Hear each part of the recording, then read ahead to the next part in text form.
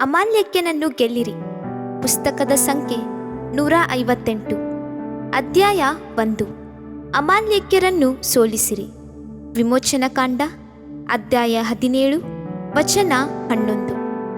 ಮೋಶೆಯು ತನ್ನ ಕೈಗಳನ್ನು ಮೇಲಕ್ಕೆ ಎತ್ತಿರುವಾಗ ಇಸ್ರಾಯೇಲ್ಯರು ಬಲವಾಗುವರು, ಇಳಿಸುವಾಗ ಅಮಾಲ್ಯಕರು ಬಲವಾಗುವರು. ನನ್ನೊಡನೆ ಯುದ್ಧರಂಗಕ್ಕೆ ಬನ್ನಿರಿ. ಕ್ರಿಸ್ತನಿಗೆ ಮೊದಲು ಮೋಶೆಯ ದಿನಗಳಲ್ಲಿ ನಡೆದ ಯುದ್ಧರಂಗ ಅದು. ನೋಡಿರಿ, ಇಸ್ರಾಯೇಲ್ಯರಿಗೂ ಅಮಾಲ್ಯಕರಿಗೂ ಬಲವಾದ ಯುದ್ಧ ನಡೆಯುತ್ತಿದೆ. ಆರಿಸಿಕೊಳ್ಳಲ್ಪಟ್ಟ ದೇವಜನರಾಗಿರುವ ಇಸ್ರಾಯೇಲ್ಯರಿಗೂ ಲೋಕ ಪ್ರಕಾರವಾದ ಮನುಷ್ಯರಾದ ಅಮಾಲ್ಯಕರಿಗೂ ಬಲವಾದ ಹೋರಾಟ ನಡೆಯುತ್ತಿದೆ. ಇಸ್ರಾಯೇಲ್ಯರು ಕಾನಾನನ್ನು ಸೇರಬೇಕೆಂದು ಪ್ರಯತ್ನಿಸುತ್ತಿದ್ದಾರೆ. ಅಮಾಲ್ಯಕರು ಅವರು ಮುಂದೆ ಹೋಗದಂತೆ ತಡೆಯುತ್ತಿದ್ದಾರೆ. ಯಾರು ಈ ಅಮಾಲ್ಯಕರು? ಯಾಕೆ ಅವರು ಇಸ್ರಾಯೇಲರೊಂದಿಗೆ ಯುದ್ಧ ಮಾಡಬೇಕು? ಅವರನ್ನು ತಡೆಯಲು ಏಕೆ ಪ್ರಯತ್ನಿಸುತ್ತಿದ್ದಾರೆ? ಇದರಲ್ಲಿ ಅವರ ಉದ್ದೇಶವೇನು? ಅಮಾಲ್ಯಕರು ಎಂದರೆ ಶರೀರದ ಆಸೆಗಳನ್ನು ಸೂಚಿಸುತ್ತದೆ. ಲೋಕದ ಆಸೆಗಳು ಜನ್ಮ ಸ್ವಭಾವಗಳು. ಇಸ್ರಾಯೇಲರಾದರೂ ಕರ್ತನಿಂದ ಆರಿಸಿಕೊಳ್ಳಲ್ಪಟ್ಟವರು, ಆತ್ಮಿಕ ರೀತಿಯಲ್ಲಿ ದಿನೇ ದಿನೇ ಬೆಳೆಯುವವರು. ಶರೀರ ಭಾವವು ಅಭಿಲಾಷಿಸುವುದು ಆತ್ಮನಿಗೆ ವಿರುದ್ಧವಾಗಿದೆ ಎಂಬುದನ್ನು ನಾವು ಮರೆಯಬಾರದು. ಕ್ರೈಸ್ತ ಜೀವಿತದಲ್ಲಿ ನಮ್ಮನ್ನು ಮುನ್ನಡೆದಂತೆ ತಡೆಯುವ ಶಕ್ತಿ ಇದೆ ಎಂದರೆ ಅದು ಶರೀರದಾಸೆ. ಅದು ಯೌವನಸ್ಥನನ್ನು, ವೃದ್ಧಾಪ್ಯದಲ್ಲಿರುವವರನ್ನು ಸಹ ಬಿಡುವುದಿಲ್ಲ. ಅದು ನಾವು ಕಾನಾನನ್ನು ವಶಪಡಿಸಿಕೊಳ್ಳುವವರೆಗೂ ನಮ್ಮೊಡನೆ ಹೋರಾಡುತ್ತಲೇ ಇರುತ್ತದೆ. ಒಬ್ಬ ಯೌವನಸ್ಥನು ಬಹಳ ದುಃಖದಿಂದ ನನಗೆ ಪತ್ರ ಬರೆದಿದ್ದನು.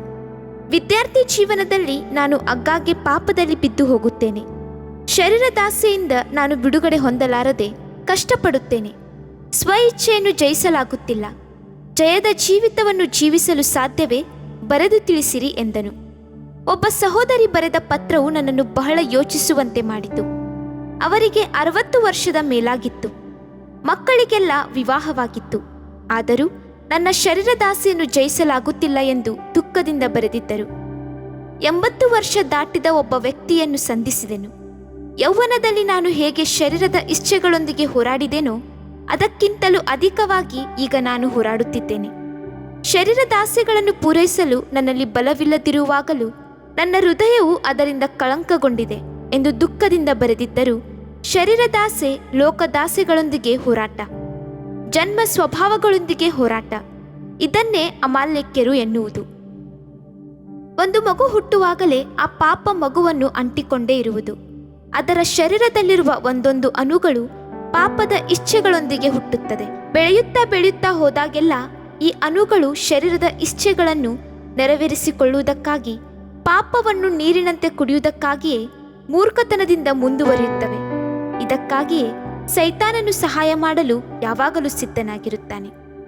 ಪ್ರತಿ ನಿಮಿಷವೂ ಶರೀರದಲ್ಲಿ ಹೊಸ ಹೊಸ ಅಣುಗಳು ಉತ್ಪತ್ತಿಯಾಗುತ್ತಲೇ ಇರುತ್ತದೆ. ಪ್ರತಿಯೊಂದು ಅಣುವಿನಲ್ಲೂ ಶರೀರದ ಇಚ್ಛೆಗಳು ತೋರುತ್ತವೆ. ಒಬ್ಬ ಮನುಷ್ಯನು ತಲೆಯಿಂದ ಕಾಲಿನವರೆಗೂ ಕಲ್ವಾರಿಯ ರಕ್ತದಿಂದ ಮುಚ್ಚಲ್ಪಟ್ಟು ಈ ಇಚ್ಛೆಗಳೊಂದಿಗೆ ಹೋರಾಡಿ ಜಯಿಸದ ಹೊರತು ಬೇರೆ ಯಾತರಿಂದಲೂ ಸಾಧ್ಯವಿಲ್ಲ. ಇಸ್ರಾಯೇಲ್ಯರು ಅಮಾಲ್ಯಕರೊಂದಿಗೆ ಯುದ್ಧ ಮಾಡಿದ್ದನ್ನು ಸ್ವಲ್ಪ ಧ್ಯಾನಿಸೋಣ. ಈ ಅಮಾಲ್ಯಕರು ಯಾರು ಗೊತ್ತೇ? ಇವನು ಏಸಾವನ ಮೊಮ್ಮಗ, ಒಬ್ಬ ವೇಶ್ಯೆಯ ಮಗ. ಇವನು ಏದೋಮ್ ದೇಶದ ಪ್ರಭುವಾಗಿದ್ದನು. ಆದಿಕಾಂಡ ಅಧ್ಯಾಯ 36 ವಚನ 12. ಯಾಕೋಬನ ಸಂತತಿಯು ಕರ್ತನನ್ನು ಹಿಡಿದುಕೊಂಡು ಆತ್ಮಿಕ ಸಂತತಿ ಎನಿಸಿಕೊಂಡರು. ಏಸಾವನ ಸಂತತಿಯಾದರೋ ತಮ್ಮ ಸ್ವಬಲವನ್ನು ನಂಬಿಕೊಂಡು ಶರೀರ ಭಾವದವರಾದರು. ಇಸ್ರಾಯೇಲ್ ಜನರನ್ನು ನೋಡಿರಿ, ಅವರು ದೇವರ ಜನರಾದರು. ಕರ್ತನು ಅವರನ್ನು ಬಲಪಡಿಸುವುದಕ್ಕಾಗಿ ಪರಲೋಕದಿಂದ ಮನ್ನವನ್ನು ಸುರಿಸಿದನು. ಲಾವಕ್ಕಿಗಳು ಬಂದು ಅವರ ಪಾಳೆಯಲ್ಲಿ ತುಂಬಿಕೊಂಡವು.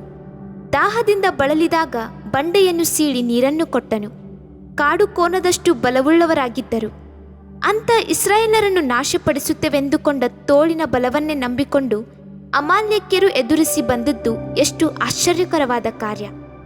ದೇವಮಗುವೆ, ಒಬ್ಬ ಮನುಷ್ಯನ ಆತ್ಮಿಕ ಜೀವನದಲ್ಲಿ ಮೊದಲಿನಿಂದ ಕಡೆವರೆಗೂ ಹೋರಾಡುವ ಶತ್ರುವಾದ ಈ ಶರೀರದ ಇಚ್ಛೆಗಳು ಸಾಧಾರಣವೆಂದು ನೀನು ಭಾವಿಸಬೇಡ. ಅಸಡ್ಡೆಯಾಗಿ ಬಿಟ್ಟು ಬಿಡಬೇಡ.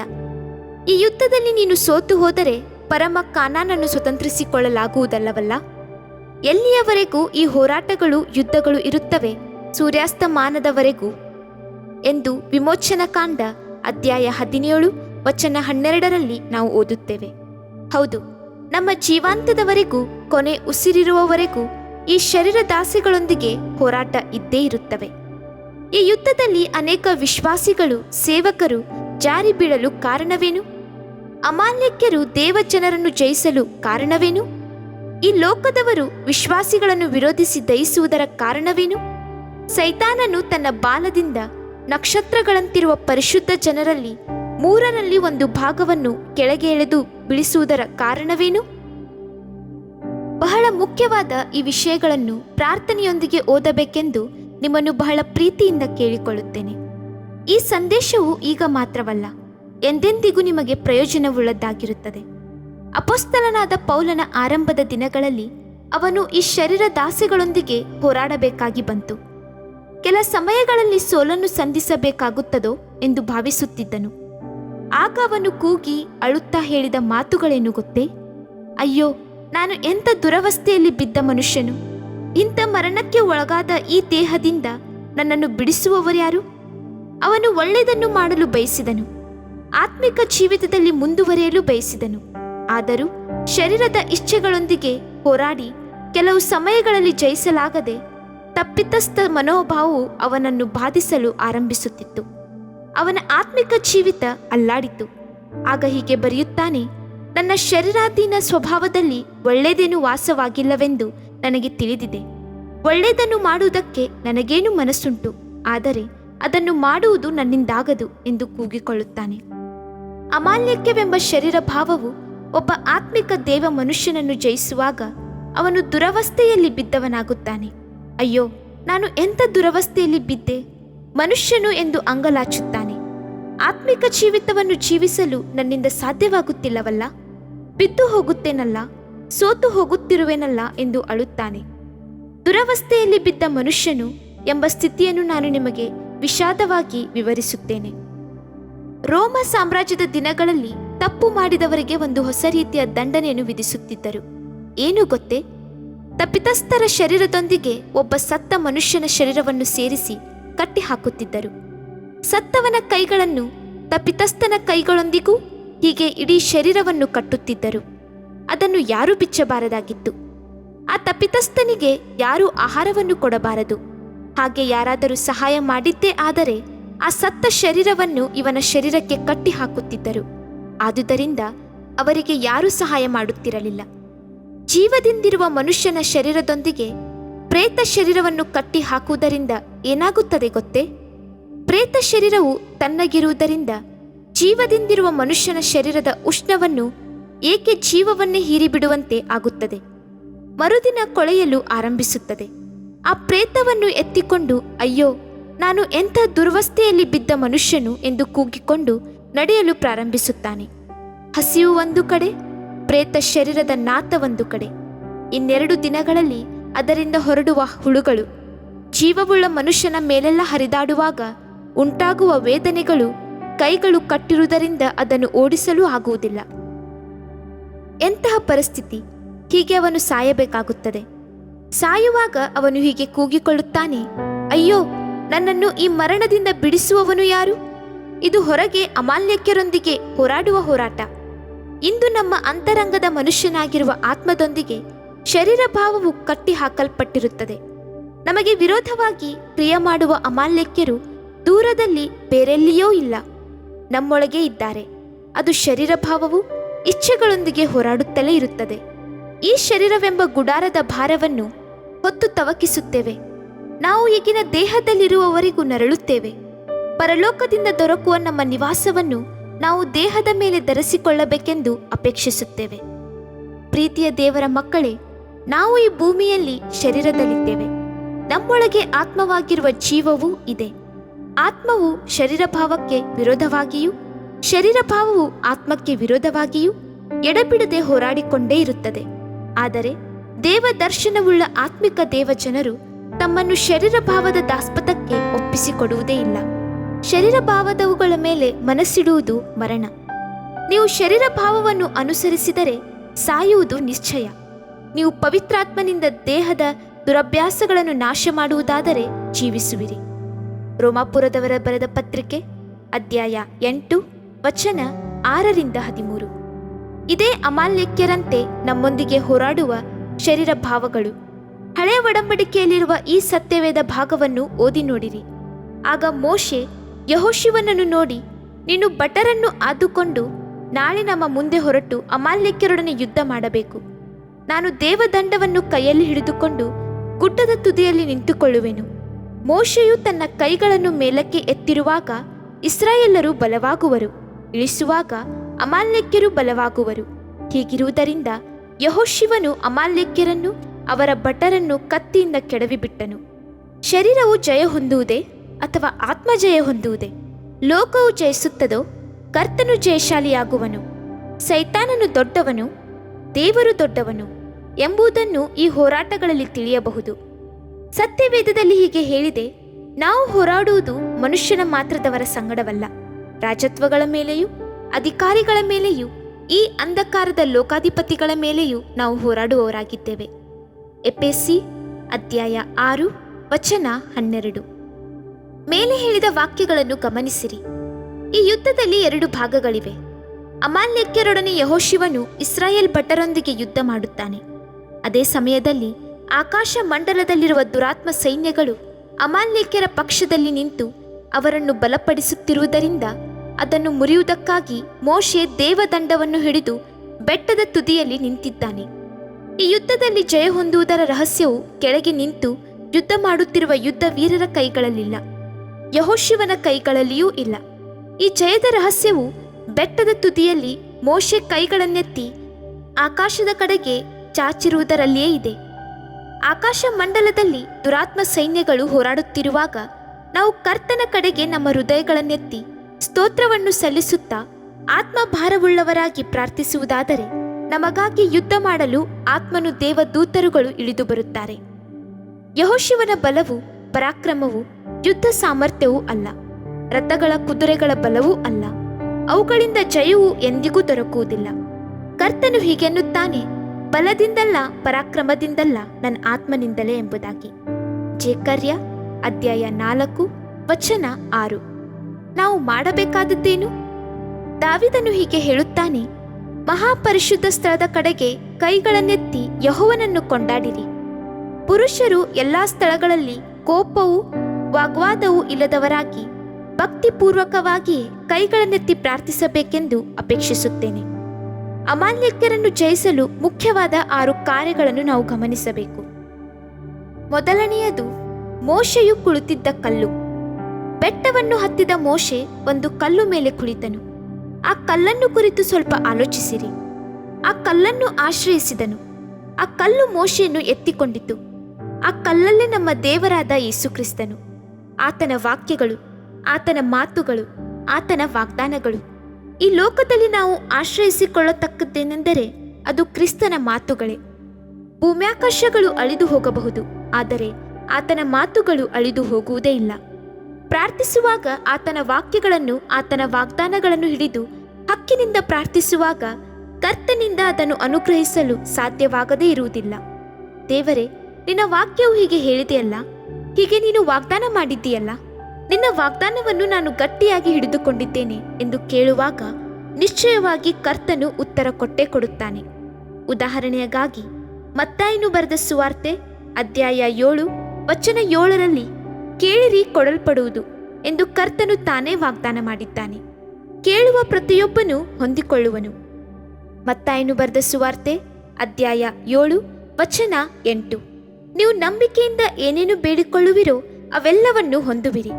ಮತ್ತಾಯನು ಬರೆದ ಸುವಾರ್ತೆ 21:22 ನನ್ನ ಹೆಸರಿನಲ್ಲಿ ನೀವು ಏನೇನು ಬೇಡಿಕೊಳ್ಳುವಿರೋ ಅದನ್ನು ನಾನು ನಿಮಗೆ ಕೊಡುವೆನು.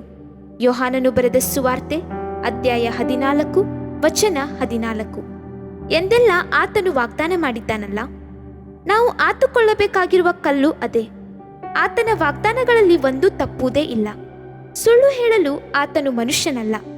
ಆತನು ಮಾತು ಕೊಟ್ಟ ನಂತರ ನೆರವೇರಿಸದೇ ಇರುವನೇ? ಕ್ರಿಸ್ತನ ವಾಗ್ದಾನಗಳೆಲ್ಲವೂ ಹೌದು, ಆಮೇನ್ ಎಂದು ಇದೆಯಲ್ಲ. ದೇವ ಮಗುವೆ, ನೀನು ಶರೀರ ಭಾವದೊಂದಿಗೆ ಹೋರಾಡುವಾಗ ವಾಗ್ದಾನಗಳನ್ನು ಹಿಡಿದು ದೃಢವಾಗಿ ಕರ್ತನಲ್ಲಿ ಹೋರಾಡಿ ಪ್ರಾರ್ಥಿಸುತ್ತಿದ್ದಾಗ ನಮ್ಮ ಹಾಗೆ ಶೋಧನೆಗೆ ಒಳಗಾದಿ, ನಮ್ಮ ಹಾಗೆ ಶ್ರಮ ಸಂಕಟಗಳನ್ನು ಅನುಭವಿಸಿದಿ. ಈಗ ಶೋಧನೆಗೆ ಒಳಗಾಗಿರುವ ನನಗೆ ಈ ವಾಗ್ದಾನದಂತೆ ಬಲವನ್ನು ಕೊಡು ಎಂದು ಬೇಡಿಕೊ. ಕರ್ತನು ನಿನಗೆ ಸಹಾಯ ಮಾಡಲು ಶಕ್ತನಾಗಿರುತ್ತಾನೆ. ಎರಡನೆಯದು, ದೇವರ ಮನುಷ್ಯನಾಗಿರುವ ಮೋಶೆ. ಯುದ್ಧವು ನಡೆಯುತ್ತಿದೆ. ಯೆಹೋಶುವನು ಹೇಗಾದರೂ ಯುದ್ಧ ಮಾಡಲಿ ಬಿಡು ಎಂದು ಮೋಶೆ ಭಾವಿಸಿದ್ದರೆ ಆ ಯುದ್ಧದಲ್ಲಿ ಸೋಲನ್ನೇ ಅನುಭವಿಸಬೇಕಾಗುತ್ತಿತ್ತು. ಮೋಶೆ ಒಬ್ಬ ಪ್ರಾರ್ಥನಾ ವೀರನಾಗಿ ಬೆಟ್ಟವನ್ನೇರಿ ಕುಳಿತುಕೊಳ್ಳುವುದನ್ನು ನೋಡುತ್ತೇವೆ. ಈ ಹೋರಾಟದಲ್ಲಿ ನಾವು ಜಯ ಹೊಂದಬೇಕಾದರೆ ಕರ್ತನ ಮುಂದೆ ಪ್ರಾರ್ಥನಾ ವೀರರಾಗಿ ದೃಢಚಿತ್ತರಾಗಿ ಪೌಳಿಯ ಒಡಕಿನಲ್ಲಿ ನಿಲ್ಲುವವರಾಗಬೇಕು. ಸಾಧಾರಣವಾಗಿ ಯುದ್ಧ ರಂಗದಲ್ಲಿ ಸೈನ್ಯಗಳು ಮುಂದುವರಿಯಬೇಕಾದರೆ ಅದಕ್ಕೆ ಮುಂದಾಗಿ ವಿಮಾನವನ್ನು ಸೈನಿಕ ಪಡೆಗಳು ಹಾರಾಡಿ ವಿರೋಧಗಳ ಕಡೆಗೆ ಗುಂಡು ಹಾರಿಸಿ ಅವರು ಓಡಿ ಹೋಗುವಂತೆ ಮಾಡುತ್ತವೆ. ನಂತರ ಈ ಸೈನಿಕರು ಜಯ ಹೊಂದಿದವರಾಗಿ ಕಾಣುತ್ತಾರೆ. ಮಿಷನರಿಗಳು ಭಾರತದಲ್ಲಿ ಅನ್ಯ ಜನಾಂಗಗಳ ಮಧ್ಯದಲ್ಲಿ ಅಂಧಕಾರ ಶಕ್ತಿಗಳನ್ನು ಎದುರಿಸಿ ನಿಲ್ಲುವಾಗ ಪ್ರಾರ್ಥನಾ ವೀರರು ಪ್ರಾರ್ಥಿಸಿದಾಗ ಮಾತ್ರವೇ ಕಳುಹಿಸಲ್ಪಟ್ಟ ಸೇವಕರು ಆತ್ಮಗಳ ಆದಾಯ ಮಾಡಲು ಸಾಧ್ಯವಾಗುತ್ತದೆ. ಒಂದು ಸಾರಿ ವಿಲಿಯಂ ಕೇರಿಯವರು ಹೇಳಿದರು, ನಾನು ಭಾರತ ದೇಶದಲ್ಲಿರುವ ವಜ್ರದ ಸುರಂಗದೊಳಗೆ ಇಳಿಯುತ್ತೇನೆ. ಆತ್ಮಗಳಾಗಿರುವ ಅಮೂಲ್ಯವಾದ ಬೆಲೆ ಬಾಳುವ ವಜ್ರಗಳು ಅಲ್ಲಿ ದೊರೆಯುತ್ತವೆ. ನಾನು ಸುರಂಗದಲ್ಲಿಳಿಯುವ ಆ ಸಂದರ್ಭದಲ್ಲಿ ಮೇಲಿರುವ ನೀವು ನನ್ನ ನಡುವಿಗೆ ಕಟ್ಟಿರುವ ಹಗ್ಗವನ್ನು ಹಿಡಿದು ಮೇಲೆತ್ತುವಿರಿ. ಪ್ರಾರ್ಥನೆಯಲ್ಲಿ ನನ್ನನ್ನು ಮೇಲೆತ್ತು ಹಿಡಿಯುವಿರಿ. ನಾನು ಸೋತು ಹೋಗುವ ಸಮಯಗಳಲ್ಲಿ ಆತ್ಮಭಾರವುಳ್ಳವರಾಗಿ ಪ್ರಾರ್ಥಿಸಿರಿ ಎಂದು ಹೇಳಿದರು. ಸುರಂಗದಲ್ಲಿ ಒಬ್ಬನು ಇಳಿದರು. ಸರಿ, ಭಾರತದ ಯಾವ ಸ್ಥಳಗಳಿಗೂ ಹೋದರೂ ಸರಿ, ಮೇಲಿರುವ ವಿಶ್ವಾಸಿಗಳು ನಂಬಿಕೆಯಿಂದ ಪ್ರಾರ್ಥಿಸಿದರೆ ಜಯ ಸಿಗುವುದು ಖಂಡಿತ. ಇಂದು ಭಾರತ ದೇಶದಲ್ಲಿ ಹೇರಳವಾಗಿ ಸುವಾರ್ತೆ ಸೇವೆಗಳು ನಡೆಯುತ್ತಿವೆ. ಕನ್ವೆನ್ಷನ್ಗಳು ನಡೆಯುತ್ತಿವೆ. ಎಲ್ಲಿ ನೋಡಿದರೂ ಪ್ರಸಂಗಗಳು, ಮನೆ ಮನೆಗಳಲ್ಲಿ ಪ್ರಾರ್ಥನೆಗಳು. ಎಲ್ಲವೂ ಸರಿ, ಆದರೆ ಪ್ರಾರ್ಥನೆ ಸಾಕಾಗದು. ಸೇವೆ ಮಾಡುವ ಸೇವಕರುಗಳಿಗಾಗಿ ಪ್ರಾರ್ಥನೆಗಳು ಇಲ್ಲವಾದುದರಿಂದ ಇನ್ನೂ ಆತ್ಮಗಳನ್ನು ಸಂಧಿಸಲಾಗುತ್ತಿಲ್ಲ. ಯುದ್ಧ ಮಾಡುವ ಯೆಹೋಶುವನಿಗಾಗಿ ಮೋಶೆಯಂತೆ ಕೈಗಳನ್ನೆತ್ತಿ ಪ್ರಾರ್ಥಿಸುವ ಪ್ರಾರ್ಥನಾ ವೀರರು ಏಳುವರೆ. ಮೂರನೆಯದಾಗಿ ಆರೋನನು ಹೂರನು. ಮೋಶೆಗೆ ಹೆಚ್ಚು ಹೊತ್ತು ತನ್ನ ಕೈಗಳನ್ನು ಎತ್ತಿ ಹಿಡಿಯಲು ಸಾಧ್ಯವಾಗಲಿಲ್ಲ. ಅವನ ಕೈಗಳು ಸೋಲುತ್ತಿದ್ದವು. ಮೆಲ್ಲನೆ ಕೆಳಗಿಳಿಯಲು ಆರಂಭವಾಯಿತು. ಯಾವಾಗ ಮೋಶೆಯ ಕೈಗಳು ಕೆಳಗಿಳಿಯಲು ಆರಂಭವಾಯಿತೋ ಆಗ ಅಮಾಲ್ಯಕ್ಯರು ಜಯ ಹೊಂದುತ್ತಿದ್ದರು. ಯಾವಾಗ ಮನುಷ್ಯನ ಜೀವಿತದಲ್ಲಿ ಜಯವು ಕಡಿಮೆಯಾಗುತ್ತದೋ, ವಿಜ್ಞಾಪನೆಗಳು ಕಡಿಮೆಯಾಗುವುದೋ, ಕಣ್ಣೀರಿನ ಆತ್ಮ ಕಡಿಮೆಯಾಗುವುದೋ, ಆಗ ಸೈತಾನನು ಜಯಶಾಲಿಯಾಗುತ್ತಾನೆ. ಮೋಶೆಯ ಕೈಗಳು ಸೋತು ಹೋಗುವಾಗ ಅಮಾಲ್ಯಕ್ಯರು ದೇವಜನರನ್ನು ಜಯಿಸುವಂತೆ ಕಂಡಾಗ ಆರೋನನು ಹೂರನು ಮೋಶೆಯ ಕೈಗಳನ್ನು ಎತ್ತಿ ಹಿಡಿಯುತ್ತಿದ್ದರು. ಅಲ್ಲಿ ಬೆಟ್ಟದ ತುದಿಯಲ್ಲಿ ಯುದ್ಧ ನಡೆಯುತ್ತಿದೆ. ಮೊಣಕಾಲೂರಿ ಪ್ರಾರ್ಥಿಸುತ್ತಿದ್ದ ಮೋಶೆಯ ಪಕ್ಕದಲ್ಲಿ ಆರೋನನು ಹೂರನು ನಿಂತಿದ್ದಾರೆ. ಶರೀರ ಆತ್ಮ ಪ್ರಾಣ ಒಂದಾಗಿರುವ ಹಾಗೆ ಮೋಶೆ, ಆರೋನ, ಹೂರನು ಐಕ್ಯವಾಗಿ ನಿಂತರು. ಹಾಗೆಯೇ ನಾವು ಪ್ರಾರ್ಥಿಸುವಾಗ ಶರೀರ ಆತ್ಮ ಪ್ರಾಣಗಳು ಒಂದಾಗಿರಬೇಕು. ಪೂರ್ಣ ಹೃದಯದಿಂದಲೂ ಪೂರ್ಣ ಶಕ್ತಿಯಿಂದಲೂ ಕ್ರಿಸ್ತನಲ್ಲಿ ಒಂದಾಗಿ ಪ್ರಾರ್ಥಿಸಬೇಕು. ಪರಲೋಕದಲ್ಲಿರುವ ದೇವರು ತಂದೆ, ಮಗ, ಪರಿಶುದ್ಧಾತ್ಮ ದೇವರು ಒಂದಾಗಿ ಸೇರಿರುವ ಹಾಗೆ ಯೇಸು ಕ್ರಿಸ್ತನು ನೀರಿನಿಂದಲೂ ರಕ್ತದಿಂದಲೂ ಸಾಕ್ಷಿ ಹೊಂದಿದವನು. ಆತ್ಮನು ಸತ್ಯ ಸ್ವರೂಪನೇ. ಆತ್ಮ, ನೀರು, ರಕ್ತ ಎಂಬ 3 ಸಾಕ್ಷಿಗಳುಂಟು. ಮೋಶೆಯು, ಆರೋನನು, ಹೂರನು ಏಕಮನಸ್ಸಿನಿಂದ ಪ್ರಾರ್ಥಿಸುತ್ತಿದ್ದರು. ತೋಳಿನಲ್ಲಿ ತೋಳನ್ನು ಸೇರಿಸಿ ಕೈಗಳನ್ನು ಕೂಡಿಸಿ ಹೃದಯಗಳು ಒಂದಾಗಿ ಪ್ರಾರ್ಥಿಸುವ ಶಕ್ತಿ ಅದ್ಭುತ. ಕರ್ತನು ಹೇಳಿತು, ಎಲ್ಲಿ 2-3 ಸೇರಿ ನನ್ನ ನಾಮದಲ್ಲಿ ಪ್ರಾರ್ಥಿಸುತ್ತಾರೋ ಅವರ ಮಧ್ಯದಲ್ಲಿ ನಾನಿರುತ್ತೇನೆ.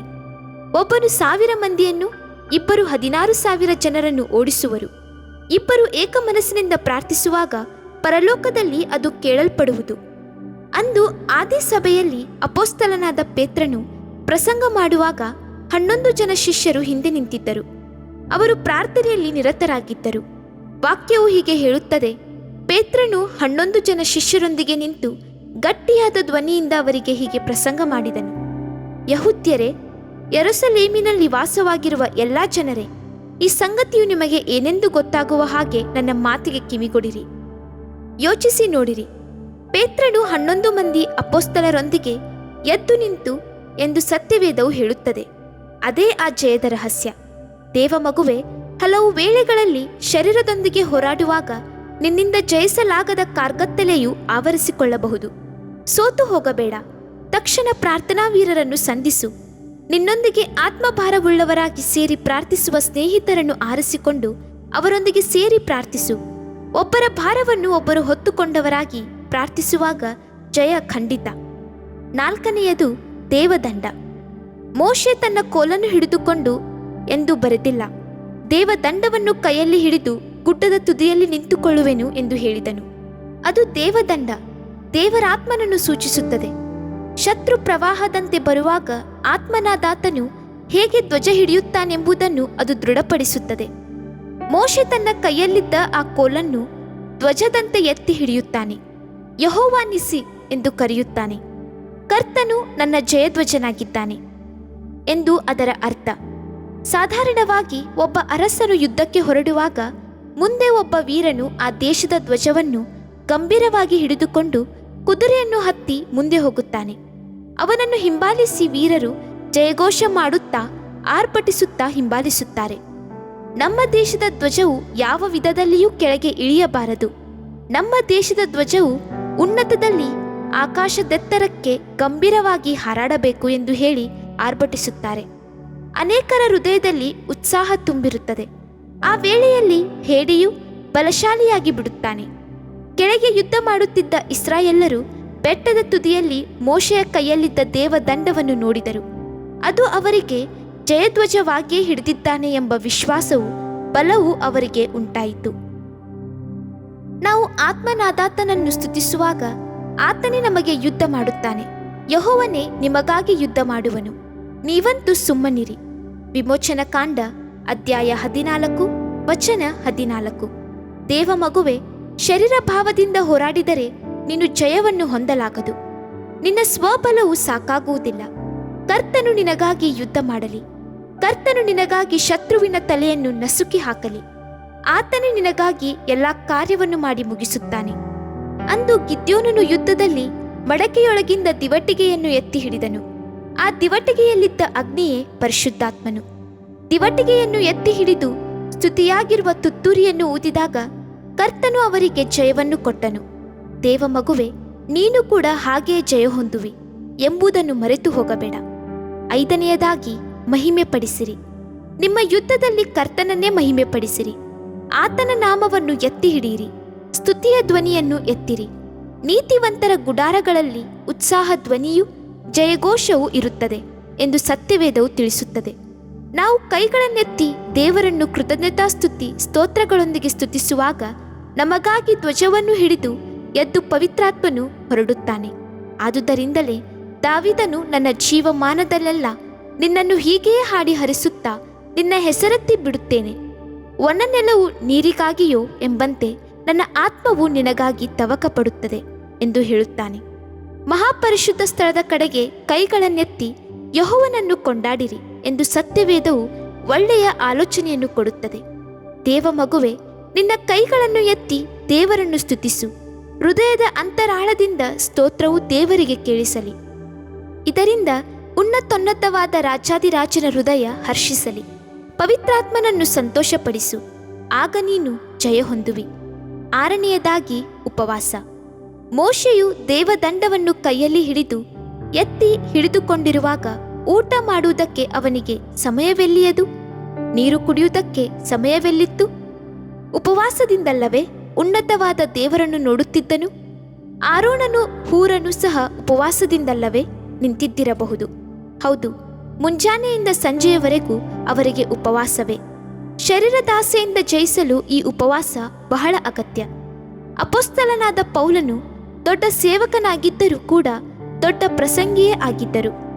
ಉಪವಾಸ ಮಾಡಿ ತನ್ನ ಶರೀರವನ್ನು ಸ್ವಾಧೀನಪಡಿಸಿಕೊಳ್ಳುತ್ತಿದ್ದರು. ಇತರರನ್ನು ಹೋರಾಟಕ್ಕೆ ಕರೆದ ಮೇಲೆ ನಾನೇ ಅಯೋಗ್ಯನೆನಿಸಿಕೊಂಡೇನೇನೋ ಎಂಬ ಭಯದಿಂದ ನನ್ನ ಮೈಯನ್ನು ಜಜ್ಜಿ ಸ್ವಾಧೀನಪಡಿಸಿಕೊಳ್ಳುತ್ತೇನೆ. 1 ಕೊರಿಂಥ ಅಧ್ಯಾಯ 9 ವಚನ 27. ದೇವ ಮಗುವೆ, ವಾರಕ್ಕೊಂದಾವರ್ತಿಯಾದರೂ ಉಪವಾಸ ಮಾಡಿ ಮೊಣಕಾಲೂರಿ ಪ್ರಾರ್ಥಿಸಿ ಶರೀರದಾಸೆಗಳನ್ನು ಎದುರು ನಿಲ್ಲಿಸು. ವಿಶೇಷ ಉಪವಾಸ ಕೂಟಗಳಲ್ಲಿ ಭಾಗವಹಿಸು. ಉಪವಾಸವು ನಿನ್ನನ್ನು ಆತ್ಮಿಕ ಜೀವಿತದಲ್ಲಿ ಉನ್ನತಿಗೆ ತರುತ್ತದೆಂಬುದನ್ನು ಮರೆಯಬೇಡ. ತಲೆ ಎತ್ತಿ ನಿಲ್ಲುವ ಈ ಶರೀರದಾಸೆಯನ್ನು ಈ ಉಪವಾಸದಿಂದ ಜಜ್ಜಿ ಹಾಕು. ದಾವೀದನು ಹೇಳುತ್ತಾನೆ, ನಾನು 10 ಉಪವಾಸ ಮಾಡಿದೆನು. ದಾವೀದನ ಉಪವಾಸದಿಂದ ಅವನ ಶರೀರ ಮಾತ್ರವಲ್ಲ, ಅವನ ಆತ್ಮವು ಬಾಡಿತು.